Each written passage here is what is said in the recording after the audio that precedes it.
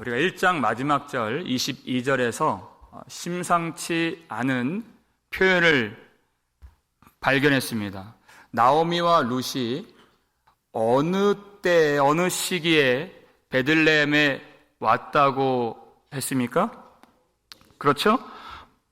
보리추수 시작할 때입니다. 그러니까 베들레헴이라고 하는 것은 그 뜻이 떡집이라고 했는데 그 말뜻이요. 이제 드디어 떡이 없었던 베들레헴 이 떡집에 떡으로 풍성하게 채워질 것을 예고하는 그런 말씀입니다.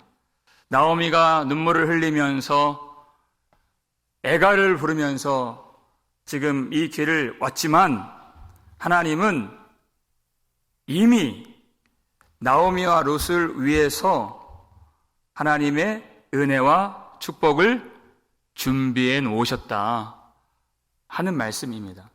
한 사람을 통해서 예비해 놓으셨다 그 말씀이에요. 1절 말씀을 볼까요? 읽겠습니다.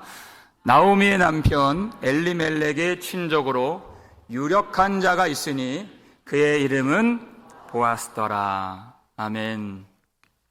베들레헴은 지금 축제 분위기입니다. 이제 추수 때가 되어서 곧 얻게 될 그 소출을 기대하면서 즐거워하고 있습니다. 그런데 이 즐거움 속에 나오미와 룻이 들어갈 수 있을까요? 없을까요? 그들은 이 추수의 즐거움에 들어갈 수가 없는 배제된 그런 상태입니다.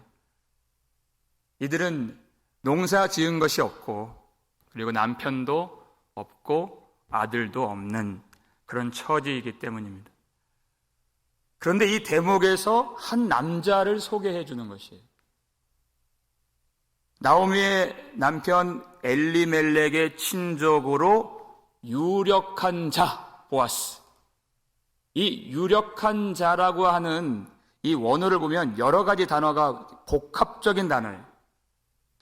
해석하면 첫 번째, 경제적으로 힘이 있는 자. 두 번째, 사회적으로 권세가 있는 자. 세 번째가 중요한데요. 도덕적으로, 인격적으로 탁월한 성품을 가진 남자라는 뜻입니다. 그냥 돈만 있다고 해서 유력한 자가 될 수가 없고 좋은 성품을 갖추고 있는 사람. 그러니까 이 보아스는 모든 것을 다 갖춘 남자입니다. 찾을래야 찾을 수가 없는 그런 남자. 그러니까 이방 여인 룻의 입장에서는 그런 말 있죠? 언감생심. 마음에 품을래야 품을 수가 없는 그런 남자인 것입니다. 룻은 보아스를 알지도 못하고 지금 당장 어떻게 먹고 살아야 할지 계획도 대책도 없는 그런 상태예요. 그런데 하나님의 계획 속에서는 이 유력한 자, 모든 것을 다 갖춘 이 보아스를 통해서 룻과 나오미에게 복을 부어 주실 것을 하나님이 다 이미 계획해 놓으셨다는 뜻입니다. 룻은 지금 아무것도 모르죠? 그러니까 무엇 하겠다고 지금 말하는 내용입니까? 이삭 줍겠다는 것입니다. 2절 말씀 보여주세요. 읽겠습니다. 모압 여인 룻이 나오미에게 이르되 원하건대 내가 밭으로 가서 내가 누구에게 은혜를 입으면 그를 따라서 이삭을 줍겠나이다 하니 나오미가 그에게 이르되 내 따라 갈지어다 하매 룻이 그 어머니에게 내가 나가서 이삭을 줍겠나이다. 여러분 이삭 줍기요 내가 의지를 갖는다고 내가 결단한다고 이삭 주울 수 있는 게 아닙니다. 하나님의 율법을 보면 레위기 19장 9절 10절에 그 말씀이 나오는데요. 이스라엘 백성들에게 너희가 추수할 때 밭 모퉁이 것들은 거두지 말고 곡식단을 들 때에 떨어지는 이삭이 있을 수 있지 않겠습니까? 그것을 줍지 말라. 그것은 누구의 것입니까? 그것은 그 동네에 가난한 사람들의 것이고, 그리고 외국에서 온 거류민의 것이다. 그러니까 추수를 할 때 하나도 남김없이 탈탈탈 털어서 추수를 하는 것은 율법 정신이 아닌 것입니다. 반드시 모퉁이 것을 남기고 떨어진 것을 줍지 않는 것이 율법이에요. 그런데 문제는 하나님이 그 밭에 모퉁이가 어느 정도 사이즈인지를 말씀 안 하셨다는 거예요. 그러니까 그 밭의 모퉁이는 사람마다 다 다른 것이에요. 모퉁이가 큰 사람은 어떤 사람일까요? 하나님께로부터 받은 은혜가 큰 사람들. 그 은혜를 아는 사람들은 이웃을 위해 남기는 그 모퉁이가 클 것이고, 자기에게서 하나님이 작은 사람들, 하나님이 보이지 않는 사람들은 모퉁이가 작거나 혹은 아예 없게 될 것입니다. 그러니까 내가 하나님을 어떻게 의식하는가, 하나님의 존재를 내가 어떻게 인지하는가에 따라서 이웃을 위해 남겨두는 모퉁이가 클 수도 있고 작을 수도 있는 것입니다. 그래서 율법에 그 사이즈를 적어놓지 않으셨어요. 사랑으로 하는 것이기 때문에.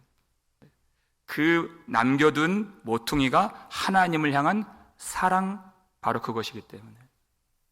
그런데 여러분, 선지서를 많이 읽어보면 이 백성들이 추수할 때 정말 탈탈탈 털어서 했단 말이에요. 남김없이 했습니다. 하나님을 사랑하지 않았다는 것이.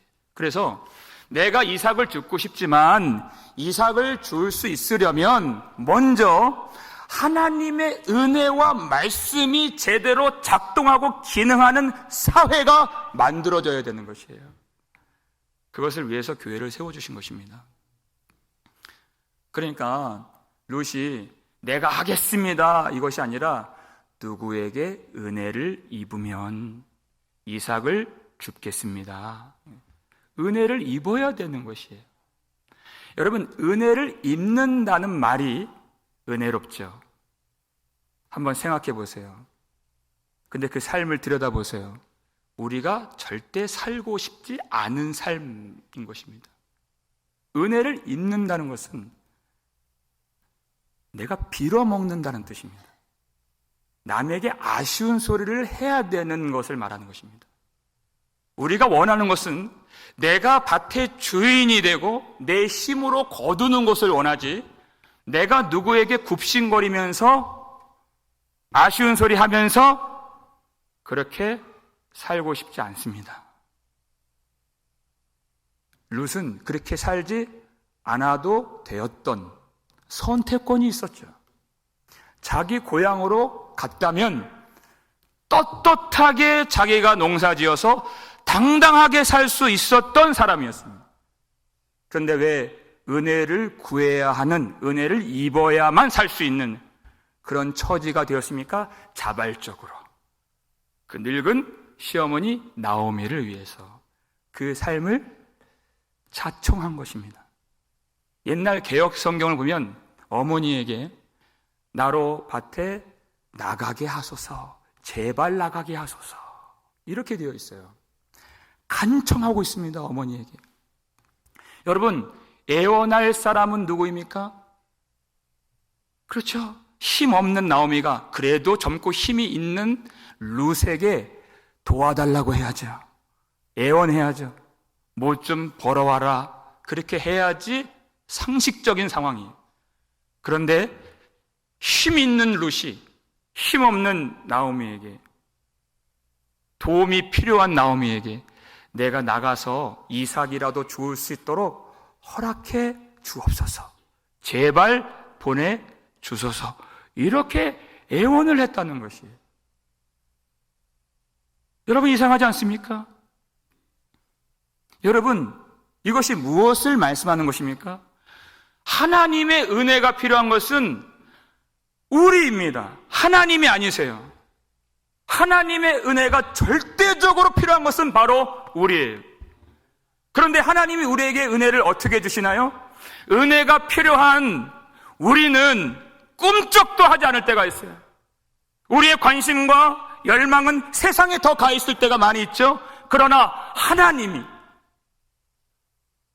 하늘의 보좌를 버리시고 이 땅에 내려오신 임마누엘 하나님 예수 그리스도께서 우리에게 은혜를 주시기 위해서 더 낮아지시고 더 간절하셨습니다. 룻이 가진 그 마음의 태도는 복음 정신이었습니다. 주님을 닮은 모습이었어요. 주님이 어떻게 우리에게 은혜를 주기를 원하시는가? 계시록 3장 20절 말씀을 보시면 읽겠습니다. 볼지어다 내가 문 밖에 서서 두드리노니 누구든지 내 음성을 듣고 문을 열면 내가 그에게로 들어가 그와 더불어 먹고 그는 나와 더불어 먹으리라. 아멘. 주님의 은혜가 절대적으로 필요한 것은 바로 교회요, 우리 자신입니다. 주님이 우리에게 오신다면 그것 자체가 은혜요, 생명이고 인생에서 어떤 것과도 비교할 수 없는 기적 중에 기적입니다. 그게 바로 주님의 임재예요. 주님이 오셨습니다. 어디에 계십니까? 내가 문 밖에 서서 두드리노니. 무언가가 필요한 사람인 양, 구걸을 하는 사람인 양 문 밖에서 두드리신다는 것입니다. 그 주님 앞에 임재하신 주님 앞에 문을 활짝 열어 제쳐도 시원치 않을 판에 문을 굳게 닫고 있어요. 우리 같으면 벌써 떠났습니다. 그런데 주님이 떠나지 아니하시고 거기서 문을 두드리시고 문을 두드리신다. 그 은혜를 주시기 위하여서, 그리고 주님이 주시는 그 생명 양식을 우리와 더불어 먹고 마시고 그 교제를 즐기기 원하셔서 주님이 문을 두드리십니다. 그와 같은 모습, 이게 복음이죠.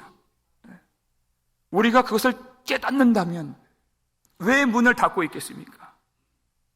왜 예배를 드리는 것을 주저하겠습니까? 왜 짐짝처럼 여기겠습니까? 그럴 수가 없는 것이죠. 은혜를 안다면, 주님을 안다면. 그러나 주님이 기다려주신다는 것입니다. 그게 바로 하나님의 나라죠. 그런데 룻에게서 그와 같은 주님의 모습이 보여지는 것이에요. 얼마나 기뻐하실까, 하나님 보실 때. 그러니까 하나님이 그 룻의 인생을 어디로 어떻게 인도해 가십니까? 3절 말씀 읽겠습니다. 룻이 가서 베는 자를 따라 밭에서 이삭을 줍는데 우연히 엘리멜렉의 친족 보아스에게 속한 밭에 이르렀더라. 아멘. 누가 이방 여인인 나에게 이삭을 줍도록 허락해 줄까? 알 수가 없죠. 그러니까 그의 걸음은 나서긴 했지만 막막한 발걸음입니다.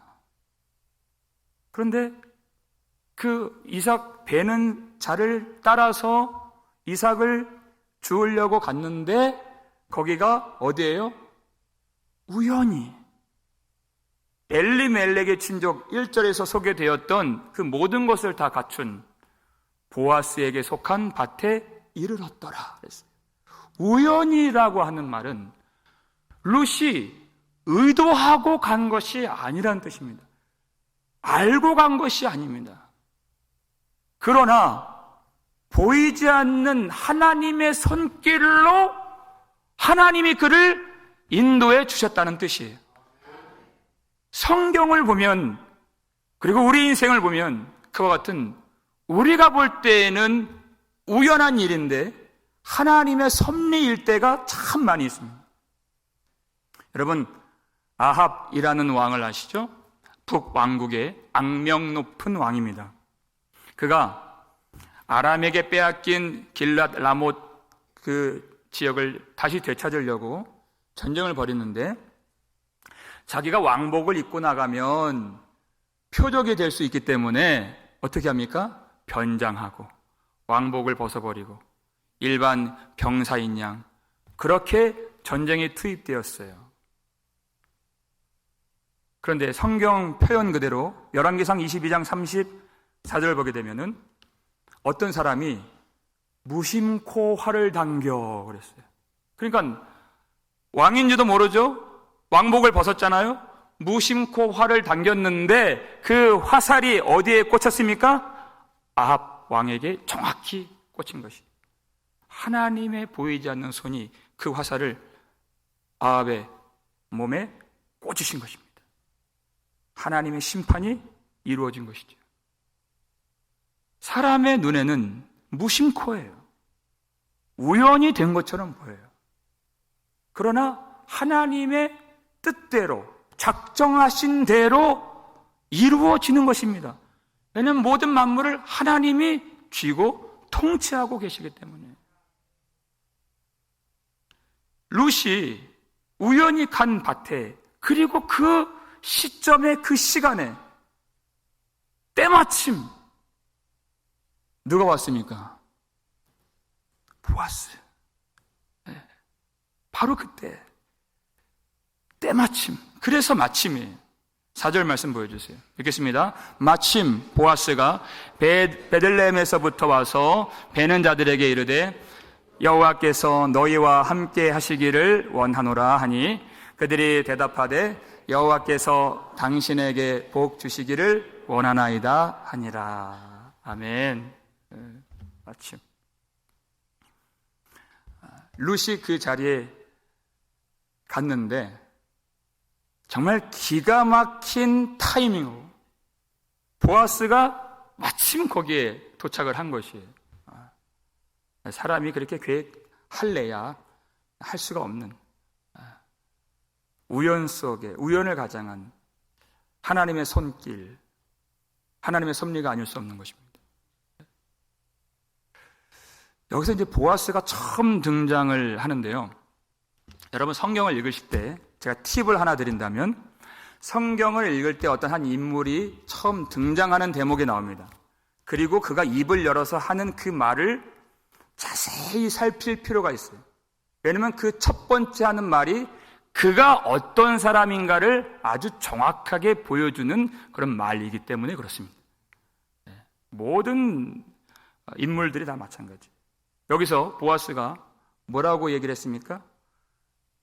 등장하자마자 그 품꾼들에게, 그 일꾼들에게 여호와께서 너희와 함께 하시기를 원하노라. 지금 이 우연을 가장한 하나님의 역사의 현장에서 보아스가 어떤 좋은 마음을 품고 있는지를 먼저 볼 필요가 있다는 것이에요. 어떤 마음 가운데에서 하나님이 역사해 주셨는가 하는 것입니다. 그 일꾼들에게, 그 베는 자들에게 여호와께서 너희와 함께 하시기를 원하노라. 제가 이 대목에서 이 대목은 주석도 별로 없어요. 근데 제가 더 이상 진행이 안 될 정도로 설교 준비하면서 큰 감동이 밀려왔습니다.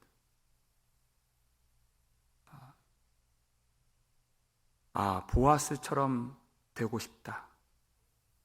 보아스를 닮고 싶다라는 생각이 들었어요. 제가 지난 5년을 좀 돌이켜보면은 처음으로 담임 목회를 하면서 부담이 많이 되고 정신없이, 그리고 여유 없이, 그리고 잔뜩 긴장하면서 그렇게 지내왔던 것 같습니다. 어느 순간 알게 된 것은 나 혼자 할 수 있는 일이 아니구나. 이것과 그리고 나보다 더 주를 위해서 수고하시는 분들이 많이 계시구나 하는 것이에요. 그래서 드는 생각이 이제 어깨에 힘을 좀 빼자. 뭐 그렇게 고래고래 소리 지를 것 있나. 주님이 역사하신다는데 설교도 좀 줄이고 설교 시간도 좀 줄이고 내가 소리 지르지 말고 하려고 하지 말고 아멘? 주님이 하실 수 있도록 그렇게 내 힘을 좀 빼고 싶다 라는 생각이 들었어요. 그러면서 그러나 더 많이 웃고 더 많이 격려하고 축복하자 하는 것이에요. 여러분 그렇게 기도해 주시길 바랍니다. 제가 보아스를 좀 닮아갈 수 있도록. 너무 멋있는 사람이에요. 하나님을 신뢰하는 믿음과 형제들을 사랑하는 그 마음이 이 인사말 속에 다 들어가 있어요. 여호와께서 함께 하시기를 원하노라. 그러니까 그 축복이 어디로 갑니까? 다시 그에게로 돌아가는 거예요. 그 모든 일꾼들이 여호와께서 당신에게 복 주시기를 원하나이다. 그러니까 우리가 하나님 좋은 사람 만나게 해 주옵소서라고 기도할 수 있겠지만 그것보다 더 좋은 기도는 내가 먼저 축복하는 사람이 되기를 원합니다 하는 것이에요. 그것이 먼저 사랑하신 주님의 마음 아니겠습니까? 그렇게 축복을 주고받으면서 그런데 보아스의 시선이 누구에게 집중되었습니까? 루시죠. 그러면서 뭐라고 사원에게 물어요? 이는 5절에 누구의 소녀냐? 이 세 단어로 물어요. 보통 저 여자 누구냐? 이렇게 나와야 되는데 질문이 달라요. 이는 누구의 소녀냐? 왜냐하면 이스라엘 사람들의 여인의 정체성은 결혼 전에는 누구에게 있어요? 누구 소속입니까? 아버지의 소속이죠. 그리고 결혼한 후에는 남편에 소속되어 있는 정체성이기 때문에 보아하니 일꾼은 아니에요. 내가 모르는 사람이에요. 그런데 이삭을 주우려는 것처럼 보이니까 아니 누구에게 속했길래 이토록 보호받지 못하고 저 여인이 이렇게 이삭을 주우러 왔느냐, 누구에게 속했느냐, 긍휼의 시선으로 묻는 질문인 것입니다. 어떤 사람들은 나보다 힘이 있고 누가 내게 도움을 줄 수 있지 않을까 하는 사람을 찾는 사람이 있어요. 그 사람만 보이는 사람이 있어요. 힘 있는 사람만 보이는 사람이 있다는 것이에요. 그런데 어떤 사람은 반대로 고통 가운데 있고 외로움 가운데 있고 내가 누구를 도와줄 수 있을까? 반대예요. 그 사람을 찾는 사람이 있어요. 여러분 주님의 시선은 어느 쪽에 있겠습니까? 높은 보좌 위에서 낮은 나를 바라보시는 주님은 낮은 곳을 바라보는 그 사람 속에 계신다는 것입니다. 우리의 육신은 나를 도와줄 수 있는 사람을 찾을지 모르겠지만 우리 속에 나를 긍휼히 여겨주시는 주님께서 우리 속에서 그와 같이 주님처럼 낮은 곳에 있는 어려운 가운데 있는 형제 자매들을 볼 수 있는 긍휼의 마음과 눈을 우리에게 주시는 줄 믿으시길 바랍니다. 그러니까 이 사환이 이 룻이 어떤 사람인가를 장황하게 설명을 해요. 그게 6절이고 7절 말씀인데요. 먼저 6절 말씀 읽겠습니다. 베는 자를 거느린 사환이 대답하여 이르되 이는 나오미와 함께 모압 지방에서 돌아온 모압 소녀인데. 질문은 딱 세 단어였습니다. 히브리어도 세 단어였어요. 이는 누구의 소녀냐? 근데 이 사환의 대답이 무려 히브리어로 25개의 단어로 이루어졌어요. 마치 기다렸다는 듯이 지금 이 말을 풀어놓고 있는 것이에요. 말하고 싶어서 이 룻이라는 여인이 어떤 여인인지 내가 소개하고 싶고 소문내고 싶고 말하고 싶어서 그렇게 말을 했다는 것입니다. 그런데 상식적으로는 전에도 잠깐 살폈지만 룻은 돌아온 여인이 아닙니다. 모압 출신이기 때문에 그냥 온 것이에요. 그런데 모압 지방에서 돌아온 모압 여인인데 어떻게 보면 말이 안 맞아요. 여러분, 돌아왔다는 것은 그 사람의 정체성이 어디 있다는 것입니까? 모압 여인인데 돌아왔다는 것은 그 사람의 정체성이 우리 고향 사람이라는 것이, 베들레헴 사람이라는 것이. 영적으로 보면 돌아온 것이 맞죠. 어느 나라, 민족, 열방 사람이든지 그를 만드신 창조주이신 하나님께로 돌아오는 것이기 때문에 돌아오는 것은 맞아요.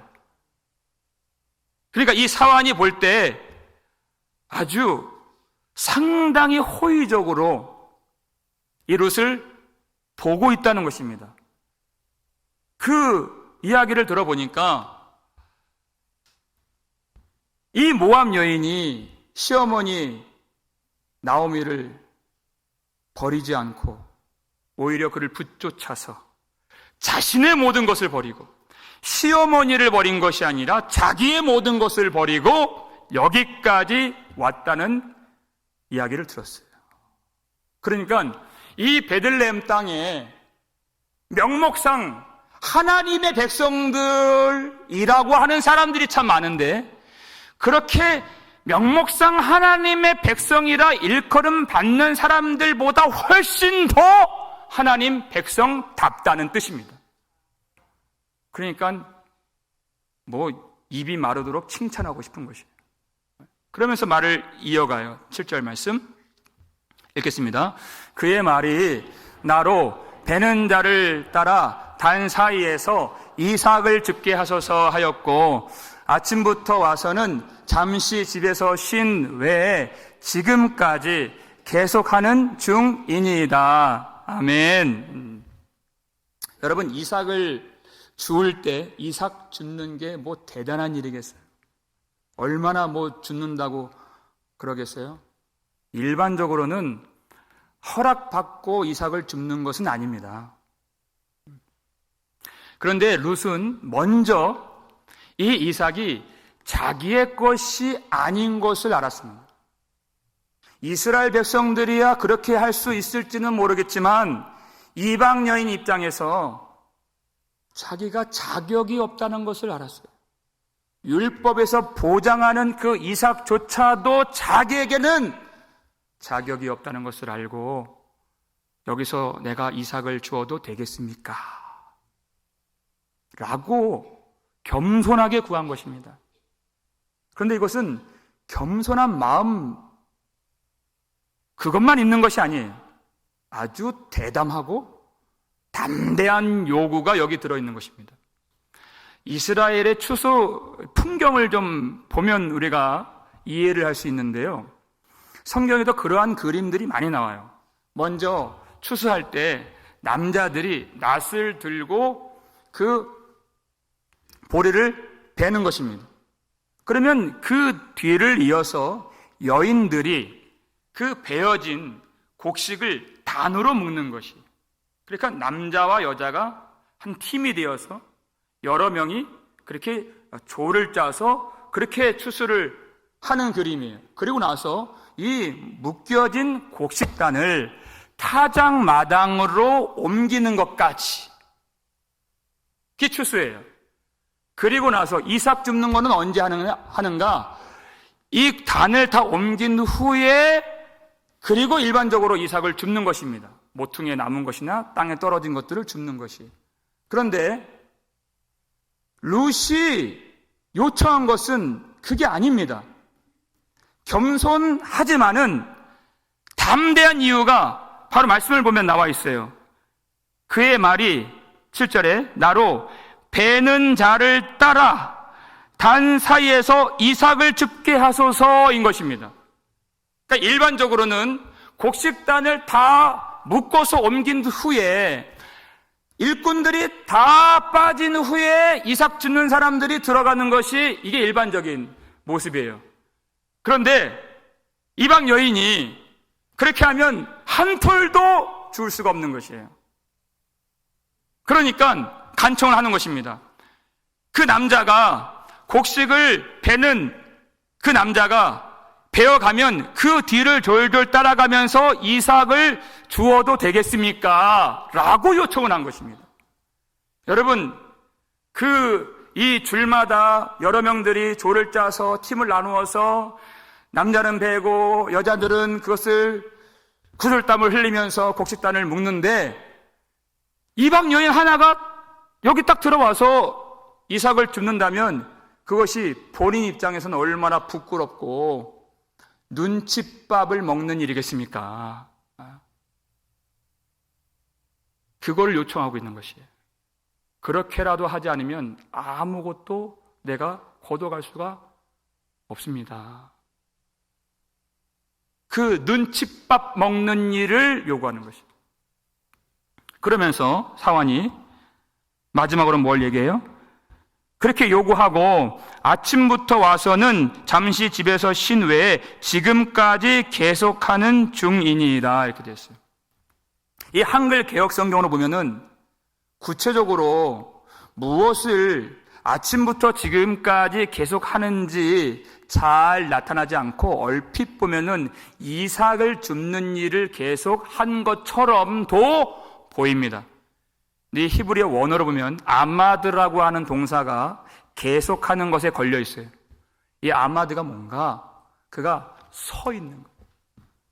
서 있는 것이. 왜? 요청했기 때문에. 지금 추수가 아직 끝나지 않는 밭에 끝났으면 뭐 누구 허락받지 않고 그냥 들어갈 수 있었습니다. 그게 보장되어 있었어요. 그러나 추수가 끝나지 않는 밭에 들어가는 것은 아무리 이 이삭을 베는 자들을 거느린 사환이라도 자기가 허락할 수 있는 사안이 아닌 것이에요. 누가 와야 되겠습니까? 주인이 와야 되는 것이에요. 그러니까 룻이 할 수 있는 것이 뭐예요? 그것을 허락해 줄 수 있는 권한을 갖고 있는 주인이 올 때까지 아침부터 저녁까지 지금 계속 서 있는 그림인 것이에요. 내가 가난하다고 해서, 내가 지금 삶이 어렵다고 해서 남의 밭에 그냥 뛰쳐 들어가지 않습니다. 율법이 이러이러하게 말씀했다고 해서 그냥 들어갈 수 없어요. 그럴 자격도 없어요. 주인이 와서 그래 들어가서 이삭을 주오라 하면 죽겠고, 그렇게 하지 아니하시면 내가 그냥 서 있겠습니다. 가만히 서 있는 것이에요. 주인이 와서 허락해 줄 때까지, 주인에게 은혜를 입을 때까지. 여러분, 여기에서 무엇을 느낄 수가 있습니까? 여러분, 허락받고 하는 일이 어떤 사람에게는 고작 이삭 줍는 거예요. 뭐 대단한 거 허락받는 건 아닙니다. 고작 이삭 줍는 거 때문에 하루 종일 서 있는 거예요. 이거라도 하지 않으면 어머니를 봉양할 수가 없기 때문이에요. 자기가 돌아갈 수 있는 고향에는 그럴 필요가 없습니다. 낮아질 필요가 없고, 그렇게 애걸복걸할 필요가 없는 그런 삶이 있지만, 이렇게 처량하게, 이렇게 비천하게 서 있는 것이, 아니 뭐 이삭 얼마 줍는다고 내가 무슨 부귀 영화를 누리겠느냐, 사람들은 다 그렇게 생각할 거예요. 그러나 룻은 그렇게 할 수가 없습니다. 너무나도 간절하기 때문에. 그리고 그 이삭 줍는 것, 그 허락해 주기만 한다면 그 마음이 너무나도 감사한 마음이 되겠다는 것입니다. 큰 것을 줘서 감사한 것이 아니에요. 그저 이삭 줍는 거, 허락해 주는 것만으로도. 여러분, 어떤 사람이 생각나지 않습니까? 마태복음 15장 보면 룻과 같이 이방 여인, 가나안 여인이죠. 수로보니게 여인. 예수님이 내가 주는 떡은 이스라엘 백성들, 내 백성들을 위한 것이다. 이렇게 말씀하셨어요. 그런데 이 여인이 그렇다고 해서 떠날 수가 없어요.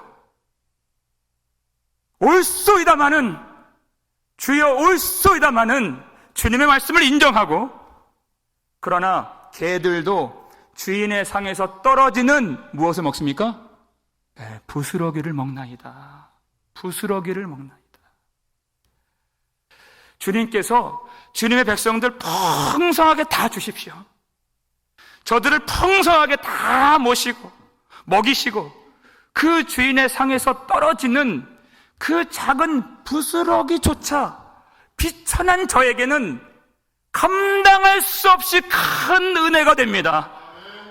이게 그 여인의 믿음이었습니다. 그러니까 주님이 여자여 내 믿음이 크도다. 처음이자 마지막으로 가장 크게 믿음을 칭찬받는 여인이 되었습니다. 믿음이 크도다. 그렇게 자기를 낮추는 것이, 그게 주님을 높이는 것이기 때문에.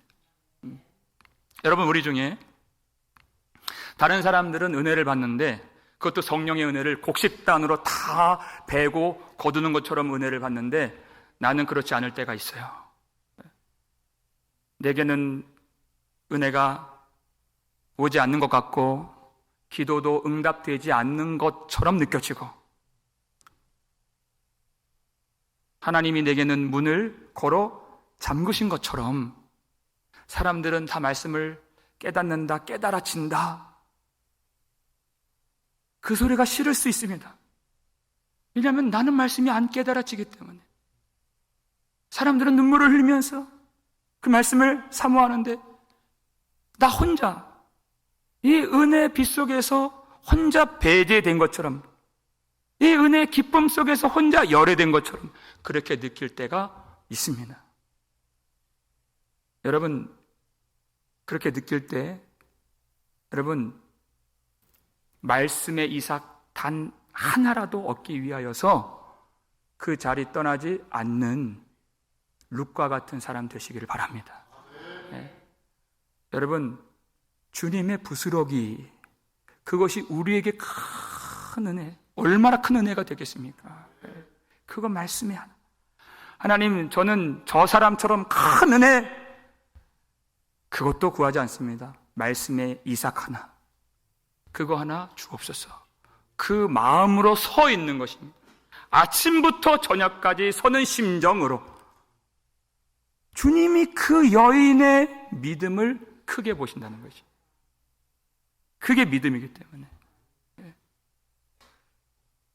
여러분, 그때 룻을 하나님이 어떻게 인도해 주셨습니까? 기가 막힌 타이밍으로 보아스를 만나게 해주신 것이죠. 네. 그는 알지 못하고 있지만 하나님은 그에게 가장 좋은 것을 예배해 놓으셨고, 하나님의 때에 그 일을 이루시는 하나님이십니다.